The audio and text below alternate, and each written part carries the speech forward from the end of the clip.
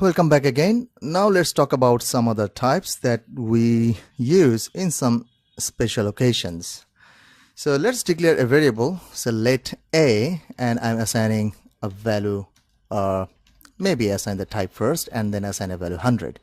And we know that we can only assign a number inside that same variable. So if I try to assign something else, the compiler will complain. But if I use another type instead of number and the type is any, and you see the compiler, the error is gone. And I can literally put a string. So this is a number. So still there is no complaint. And now if I try to check the type of this variable a, type of a, and if I run hit, you see the type is string.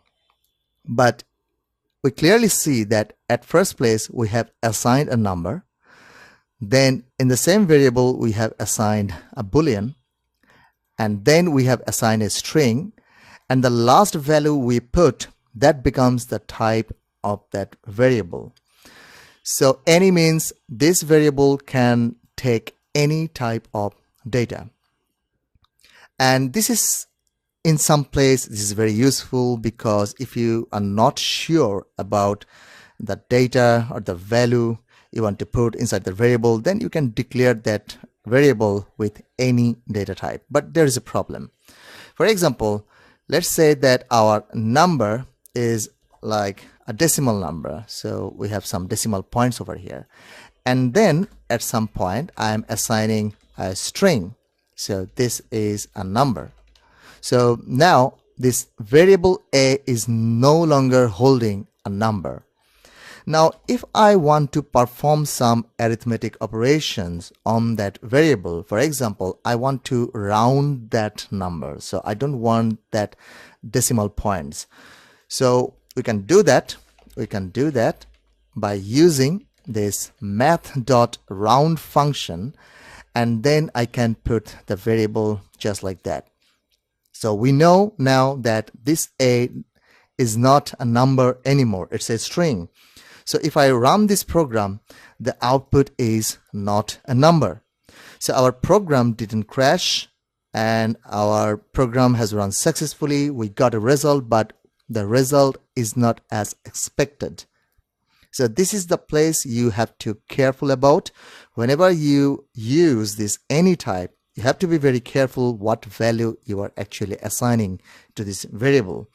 Because if you intentionally or accidentally put a different type of data, then you want to perform some action based on the previous type, then you might get this unexpected behavior. And there is a turnover, there is a solution.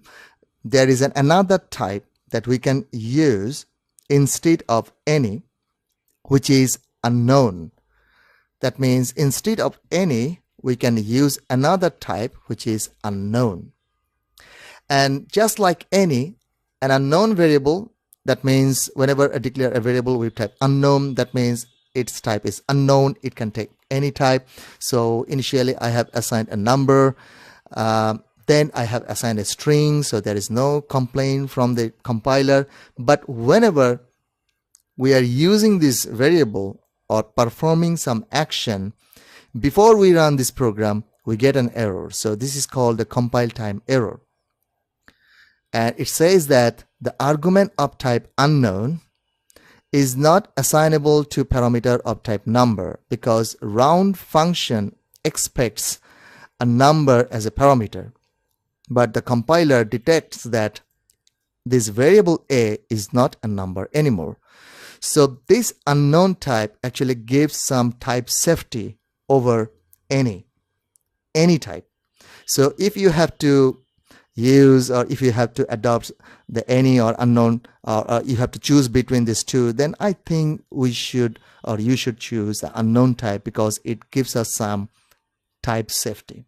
There is another type which is undefined, and the undefined type actually whenever we don't put any value to a variable, that variable becomes an undefined. For example, I have defined a variable a and I didn't define any type, or maybe I can actually give a type. So I'm giving a type number, but I didn't assign any value to it. Now if I want to check the type of this a, say console.log, if I say type of a, now the output would be undefined. So you don't have to put this type explicitly over here. You can do that also, you can do that, but it is not actually required. I mean, whenever we don't assign any value, then it becomes undefined, just like that. So undefined means a variable is declared but not assigned any value. And in case of unknown, which is a safe type for values that are not known at the time of writing code.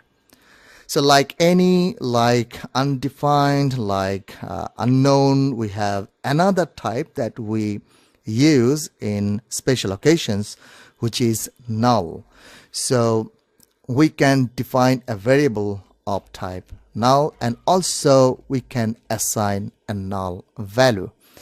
So null means a value that represents the intentional absence of any object value. So you might be asking, where should I use unknown, where should I use null? So it entirely depends on you and the nature of your program.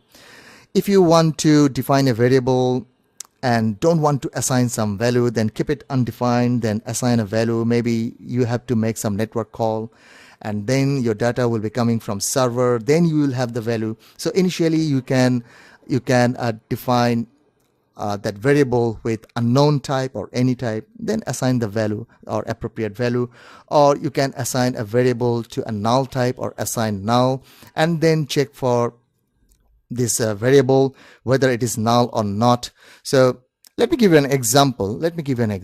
So let me define another string like let city, that is a type of string, and what we can do is we can use this symbol and say null equals null.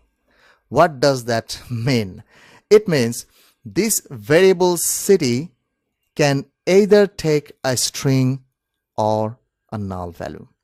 And this is super important, or this case we see these cases whenever we define a function of type nullable parameter. So if the value is absent, then we do something.